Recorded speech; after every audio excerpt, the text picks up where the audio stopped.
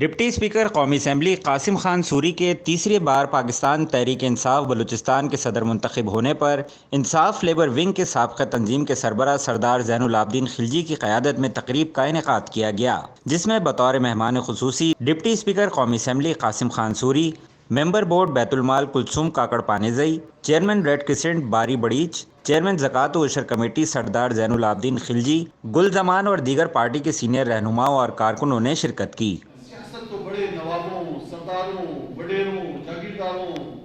یہ تو ان کا کام ہے، ریٹائرڈ کوئی جرنل ہے وہ پارٹی بنا سکتا ہے۔ کرکٹر اور سیاست کرے گا وہ بھی اس خطے کے اندر، بڑے صغیر کے اندر، جہاں پہ خاندانوں کی سیاست ہوتی ہے، تو یہ تو کبھی بھی کامیاب نہیں ہو سکے گا۔ آپ یقین کریں، میرے جیسے لوگ، جعفر کاکڑ جیسے، داؤد پانیزئی جیسے لوگ، بہت سے لوگ اس جو نظریہ رکھتے تھے، جو سوچ رکھتے تھے کہ یہ ملک جس مقصد کے لیے بنا اس مقصد کی طرف لے کر